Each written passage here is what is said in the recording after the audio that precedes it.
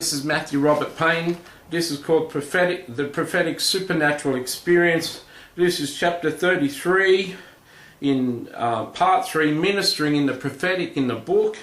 And this topic is called Prophetic Evangelism. Now, Prophetic Evangelism is a topic that's become popular over recent years.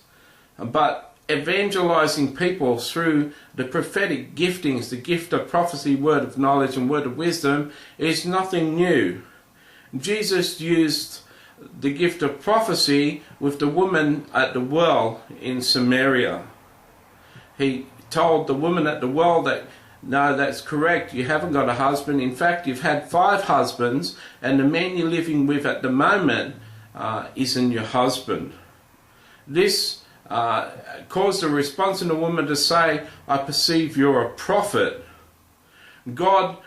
Jesus then went on to evangelize that woman. The woman ran into town, brought the whole town out. Jesus stayed for a few days. And the people end up saying, now we don't believe in her testimony. Now we believe you're the Messiah for the things that you've said.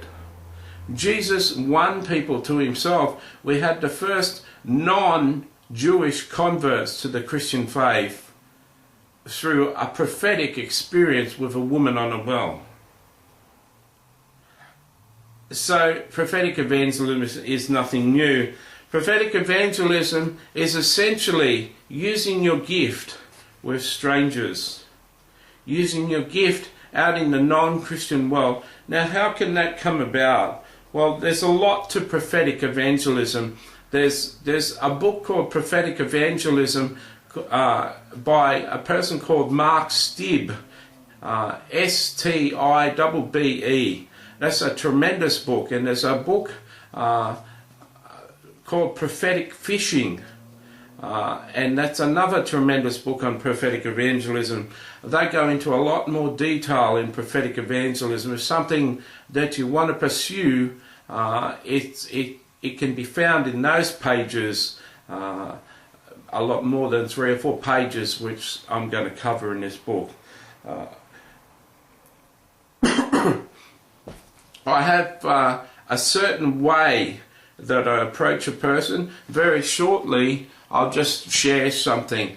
I see when I'm walking around, I'll see a person, or the Holy Spirit will tell me I want you to speak to that person, but I'll see a person like glowing. I'll see a person's skin shining more. When I look across a crowd, my face will be attracted to a certain person, and when I look across the room again and look back, it'll be attracted to that person. A person will be standing out. The Holy Spirit will do that, like a periscope on a submarine going round, and then it sees a boat on the water and it stops and goes around and comes back, and yes, it is a boat on the water. Well, the Holy Spirit will do that. It'll pick people out. Then you ask Jesus or the Holy Spirit, is that a person you want me to speak to? The Holy Spirit will say yes, and then you ask for the message or the beginnings of the message that he wants you to share. Now, when I approach a person, it takes some courage to approach a person, but it's exciting courage. It's, it's like going out on a date. Your first date, there may be trepidation and fear there, and worry and anxiety there, but it's an exciting worry. So you've got a choice. You can either approach the person, give them the message, or not approach the person. Touch wood, I mostly approach the people. Anyway, this is what I say when I approach a person, and these words were given to me by the Holy Spirit.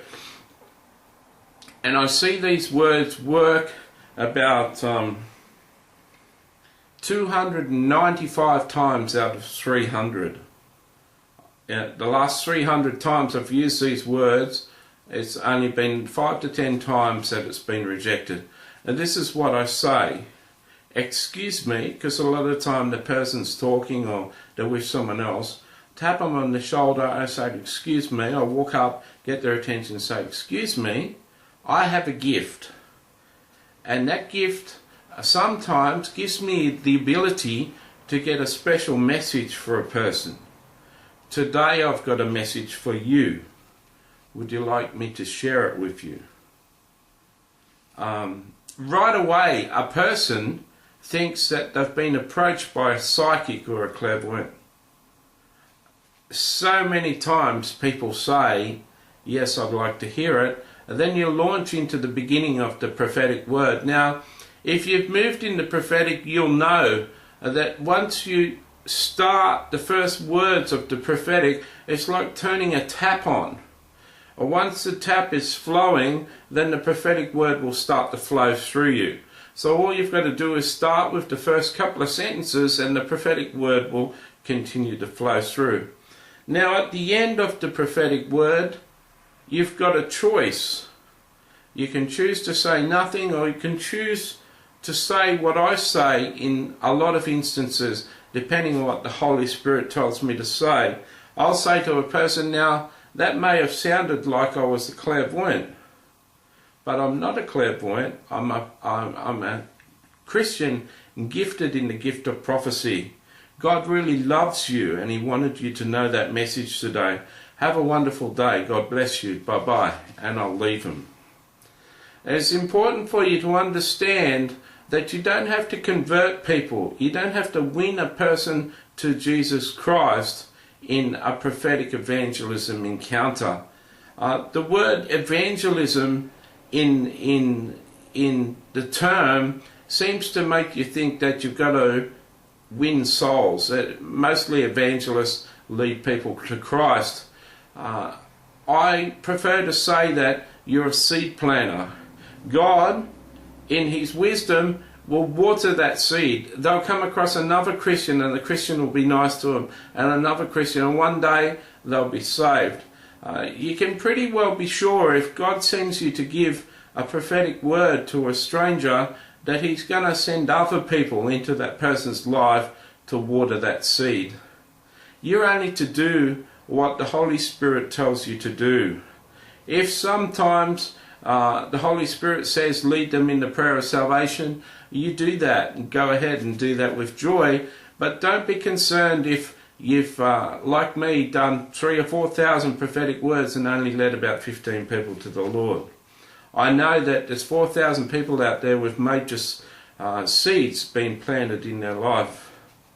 Especially if you tell them certain things are going to happen in their life and those things happen, it does a tremendous thing for God. Holy Spirit, just like a demon or Satan can tell you to do a certain thing or tempt you to do a certain thing, the Holy Spirit can also speak to a non-Christian, and when the thing happens, the Holy Spirit can say, remember that Christian prophet told you that?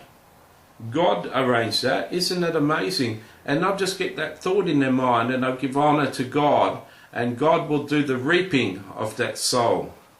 Prophetic evangelism is exciting. On my article site, you'll find more writings on prophetic evangelism by me, and on other YouTube videos there's more prophetic evangelism writing by me.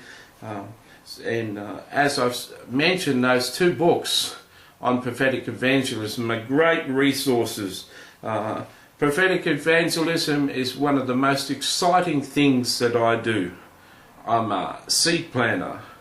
It's exciting to walk and have a dynamic effect in total strangers' lives. It certainly is a thing where you can become the life of a party. I've had groups of 5 or 10 people all around asking me questions off God, and God answering their questions for them.